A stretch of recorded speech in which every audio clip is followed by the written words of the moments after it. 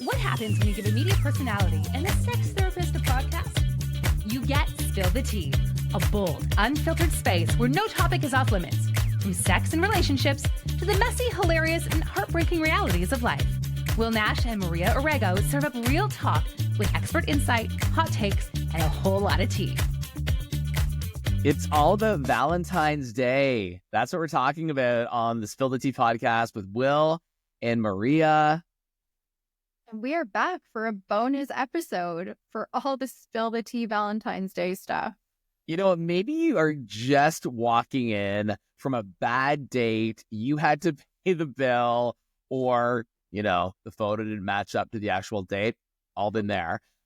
Mm-hmm. This is why we're here for you. And that's why we're offering you this bonus episode. So if it is wine, if it is chocolate, maybe it's a bag of Cool Ranch Doritos. Like, I would not be mad at that. Love some of those.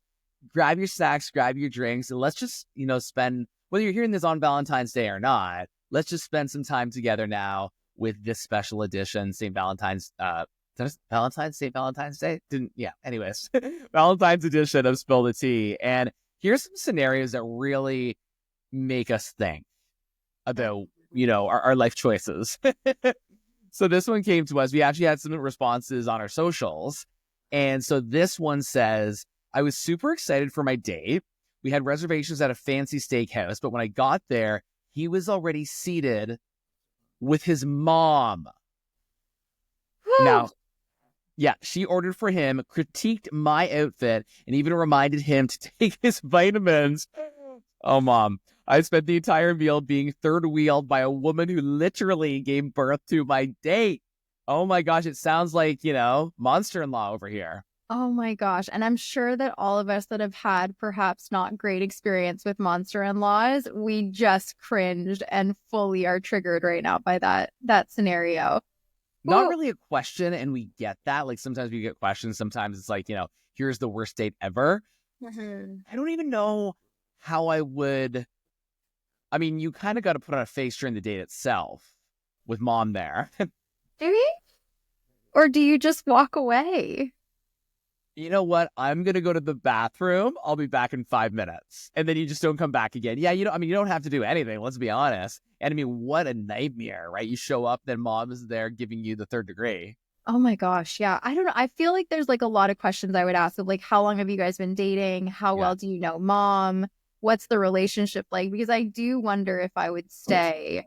If that were like a first or second date, I would definitely excuse myself and say, thank you very much, I'm out. That's when you call your girlfriend. It's like, save me, save me. Yes, the 911 call. Oh my gosh. Okay, I've got another one for you. Okay. Another one that was sent in to us by socials. Again, you're welcome to send us DMs, appropriate ones, unless they're for Will. My boyfriend got me a ring box, which I assumed was a proposal. So Valentine's Day ring box. Okay. I opened it to find a ring he borrowed from his sister's jewelry box because it's the thought that counts. I gave it back and told him to return that thought to his sister. Do not blame this person at all for doing that. I mean, that's really tacky. That's really cheap. There's no thought or sentiment put into that. That's like, I'm going out for a date and let's just, you know, rummage through my sister's room for something before I head out. Or like, was this found on Kijiji? Like, where did we find this ring? Anything would have been better than that, than borrowing someone else's ring. Like, even a ring pop at that point would have been more sentimental. Just thinking a ring pop, right? Give me like some Popeye cigarettes. I don't care. Like, it's like, give me anything at all. Like, it could be anything from the convenience store. Or even like, you know, those movies, I think there was like a movie, and now I can't remember which one it is, where he makes a ring out of like wire or something because they were broke. Yeah. And anyways, I don't remember what movie it is, but if you know what movie it is, somebody drop it in the comments. But it was that, like, he made a beautiful ring. That would have been more sentimental and maybe more appropriate than... I mean, honestly, we have those friendship bracelets that are so huge right now. Like, maybe a little Valentine's Day bracelet, you know, that you made or had somebody make for you if you can't make one of those bracelets. Like, you know, that would have been better. That would have been better. So this is more like, you know, what not to do. This is like the what not to do. Yeah, I like that. That's actually, that's our episode today. What not to do on Valentine's Day with these wonderful scenarios. Do you have another one for us? Another one right here. So met a guy on Tinder who seemed perfect. He planned a surprise date, which turned out to be an MLM recruitment dinner. If you can believe it. He spent 45 minutes explaining how we could build wealth together if I just bought into his business opportunity. A business opportunity. I left before dessert. Wait, on Valentine's Day? That was on Valentine's Day. Yeah, I guess so. Like, that's what it looks like. Whew, okay. But here's the thing. Can you imagine? I don't care if it's Valentine's Day or like a Tuesday night. Do not invite me out on a date and then pitch your MLM and how this is a great business opportunity for me. Like, that's just like, I mean, you know, if you are a sugar daddy and you want to go on a date, there's another thing. Slide into our DMs and ask Will on a date for Valentine's Day. Have you been in that situation though? I've been in that situation where I've been asked by like a mutual friend for coffee, and then I sit through this pitch and I'm like, oh my gosh, I thought we were just going to be friends, and it was not that. And the best is when they try and make it like organic content on social media, and it's like, oh, I really like this, whatever it is, right? I can't think of off the top of my head, but there's like face creams, there's a little bit of everything. Yeah, in MLM, it's like, you know what? Don't be going on to Tinder to pitch your MLMs to your future dates. Like, that's just not a good look at all. But also like great marketing strategy. I mean, maybe this guy has had some luck, and maybe he's, you know, not only gotten some hot dates, but he's also, you know, made some.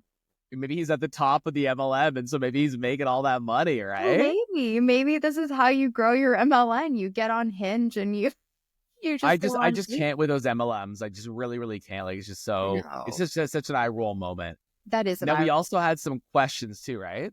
Yes. Yeah. Let's spill the tea with some questions. There's some really great ones that came in. Let me start us off. Okay. So I've been seeing someone casually for a few months and things are going well, which is lovely. We've never talked about labels, but Valentine's Day is coming up. Is it too soon to expect something special or romantic from them? I'm thinking of getting them a gift, but I don't want to be overstepping. So I don't think you need to have defined or given your relationship a label to give a gift. Mm-hmm. It doesn't necessarily have to be overly gushy, mushy, romantic, but I think that there's nothing wrong with that. Like, I think that, you know, I just don't think that there's anything wrong with that. I don't think that you have had to, you know, define what your relationship is to give a nice gesture, just showing somebody that you care. Now, granted, I will say this, and I've had this. Sorry. No, go ahead. You've had what? I want to hear this. I've had this happen where someone who I was interested in gave me a very thoughtful gift. Excuse me. And getting emotional, apparently. Give me a very thoughtful gift. And I don't know if I read into it a little bit too much at the time, because in the end, when I was, you know, talking to him about taking that relationship to the next level, being, you know, let's get together, that wasn't happening. So I was like, okay, so that was, you know, did I read into this? Was this person just being very friendly? But it was a very, very, very thoughtful gift. Like, it was like something that was related to a show that I was really into at the time. And we're still friends, but it's just one of those things where it was like, oh, okay, like I was really stuck on that for a while because, you know, a bit of infatuation there. Well, and there's that miscommunication, right? If I'm giving you a thoughtful gift, you interpret it as something really sentimental and romantic. Of course, you're going to think there's something else to it, right?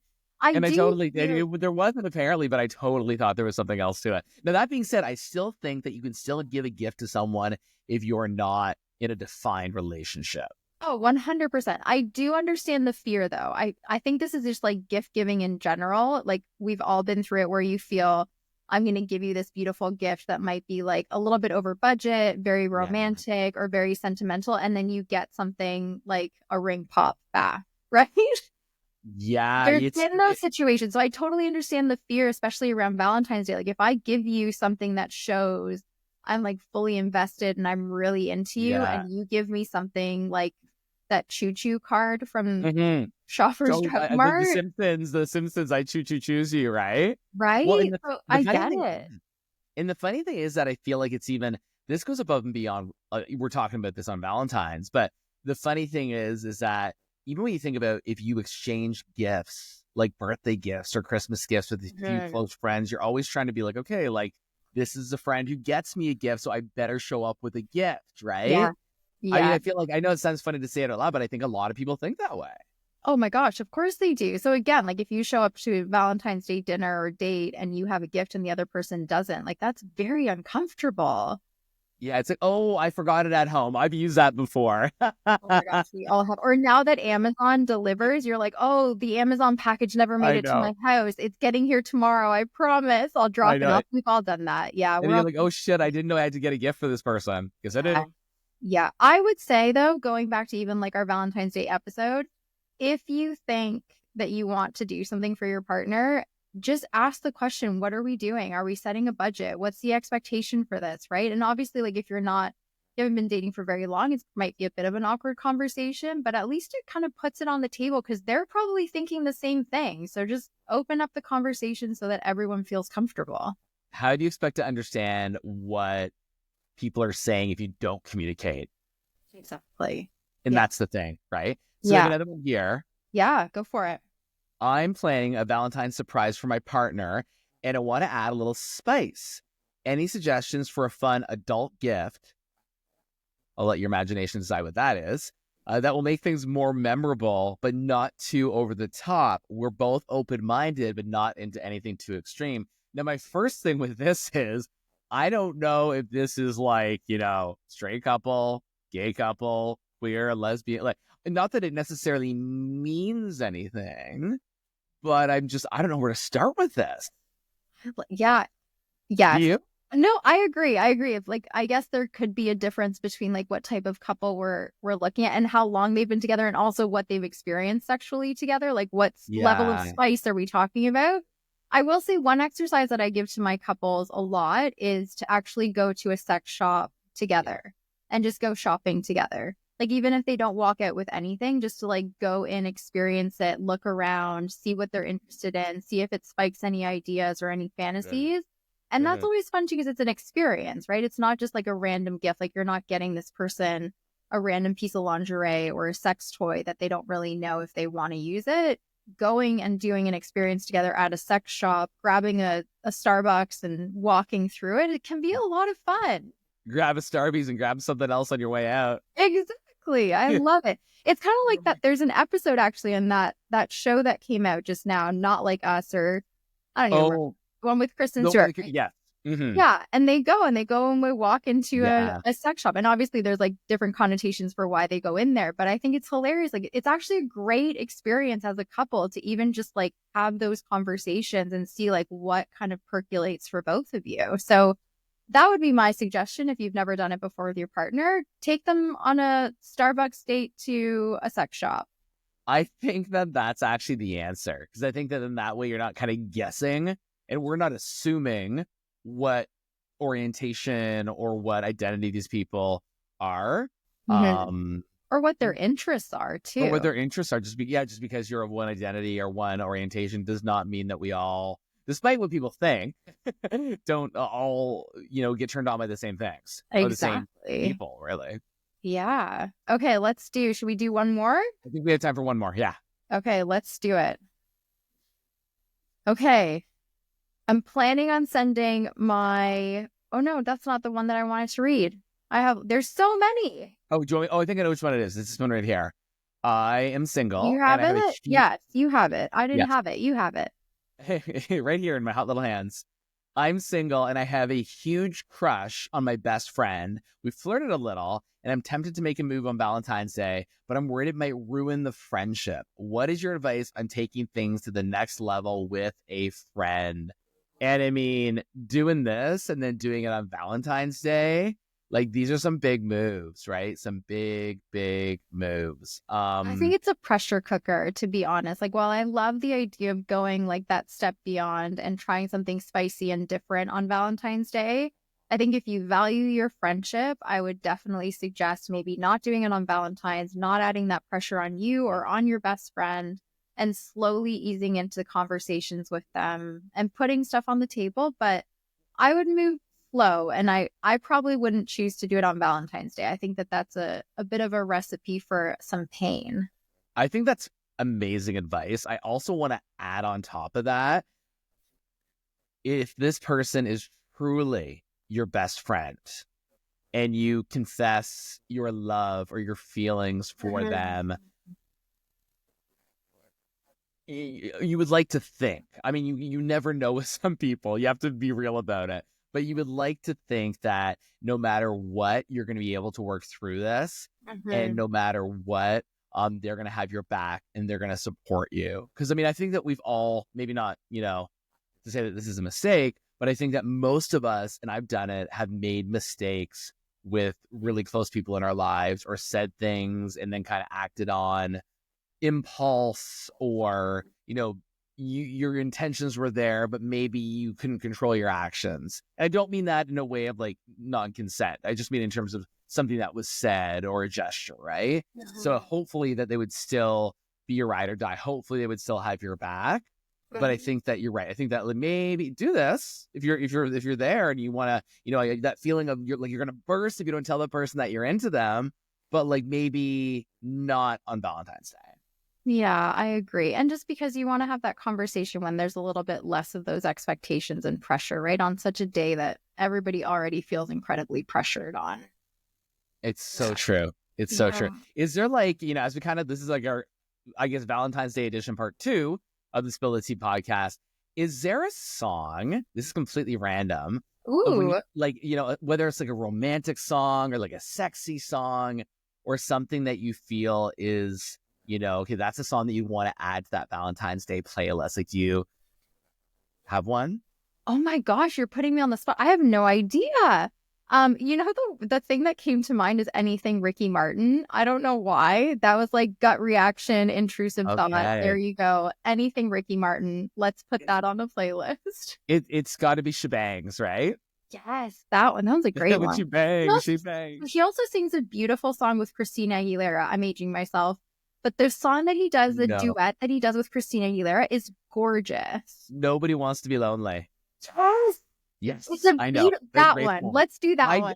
I definitely have that song somewhere on an old like burnt CD in my office. Like it's like, and it was like Ricky Martin, and then I had like Soul Decision, Backstreet Boys, NSYNC, like all the like pretty pop boys of like the 90s and 2000s. Yes, I would add. Okay, so what's yours? So I'm gonna go with that one. I'm probably gonna listen to that on my ride home tonight. What's yours? I don't know. I'm a sucker for like a big like kind of 90s power ballad. So it might be something like really almost like cheesy. So maybe like, this is going back to maybe like, I don't know, something by like Boyz II Men, or like Tony Braxton, Unbreak My Heart. Yeah. I just think that's very like Valentine's-esque type of a song. That's true. Yeah. The thought kind of thing, like that era, right? Yeah. Or like Bette Midler. How old are we? Which song? Which song? Like Bette Midler? I just feel like not the one from Beaches where it's like the song when her friend dies. Oh my God, that is such a sad song. I know. Is that the one you're talking about? Or are you talking about another song? I mean, Bette Midler has beautiful songs regardless, but like, no, don't even remind me of that song. I'll start crying. That's like childhood trauma right there. I can't believe we watched that movie and like we all survived it somehow. I figured out that I was probably like 9 years old when I saw that movie. We watched a lot of inappropriate movies for our age, I will say, us millennials. Like, there's a reason why a lot of us are damaged. Makes sense. And also with that movie Beaches, like, again, the movie's like gotta be like 30 plus, if not older. Oh yeah. Like, that's such like a gay movie. Do you know what I mean? Like, in the sense of like, so many gay guys are like, Bette Midler, the whole thing with that, for sure. Oh, I love her. Classic. Yes. Yeah. Oh my gosh. Okay, so is that our last sip? That Beaches, I think movie? We're talking about, one of these days we'll put together like the ultimate Spill the Tea playlist, and we'll throw that up on our Spotify. Oh, I love that. Yes, yeah. And then everybody can guess how old we are. I mean, I guess if they have to. It will give it away. Our playlist will give it away, but I love that idea. Yeah. Well, okay. I just want to say happy Valentine's Day. Have a great time, whatever you're doing. If you're with someone or on your own, enjoy it. Cheers to you. And that's the tea. That's it for this episode of Spill the Tea. If you loved what you heard, don't forget to subscribe, leave a review, and follow us for more candid conversations. Got a burning question or topic you want us to cover? Slide into our DMs We're always here to spill the tea. Follow us on socials at The Spill the Tea Pod, at Will Nash on Air, and at Sex Off the Pedestal.